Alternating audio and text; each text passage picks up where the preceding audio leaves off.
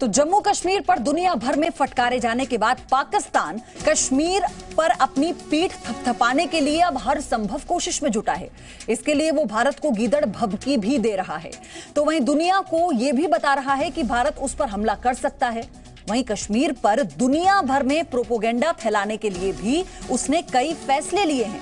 आइए आपको पाकिस्तान के 4 चेहरों से सबसे पहले अवगत कराते हैं।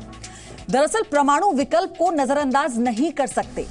कश्मीर एक न्यूक्लियर पॉइंट है, किसी भी चुनौती से निपटने के लिए पूरी तरह से तैयार है। नियंत्रण रेखा के पास पर्याप्त सैन्य बल तैनात हैं। इसी के साथ पीएम नरेंद्र मोदी ने नेहरू के इंडिया को खाक कर दिया, ये पाकिस्तान बार बार कह रहा है।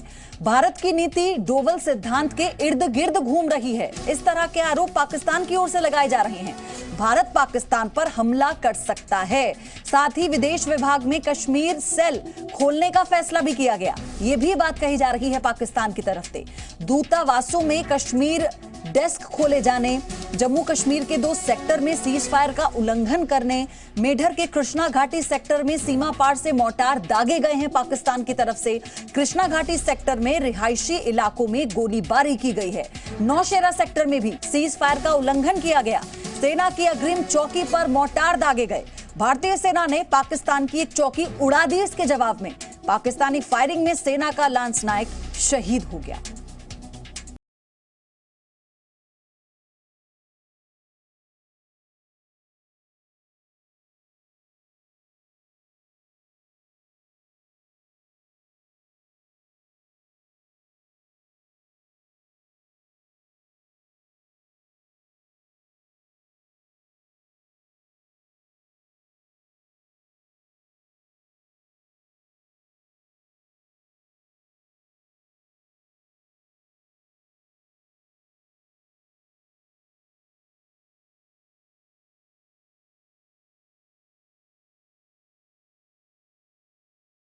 ये तस्वीर है कश्मीर के मुद्दे पर पाकिस्तान में हुए एक बड़े प्रेस कॉन्फ्रेंस की, जिसमें देसी पत्रकारों के साथ साथ इंटरनेशनल मीडिया भी मौजूद थी।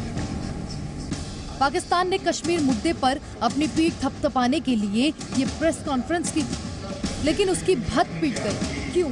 जरा इन तस्वीरों पर गौर कीजिए। नायब पाकिस्तान के हुक्मरान बोल रहे हैं बाजवा की जुबान।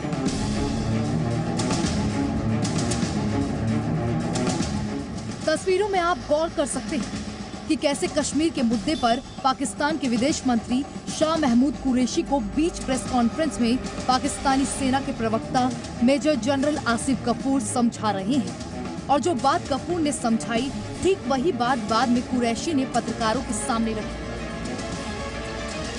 जहाँ तक ह्यूमन राइट्स का ताल्लुक है, ये बायलैटरल इशू नहीं है।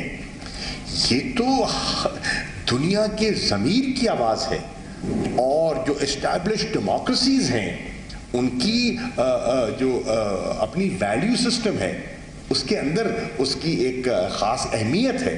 तो दुनिया को उसके बारे में खामोश नहीं रहना चाहिए।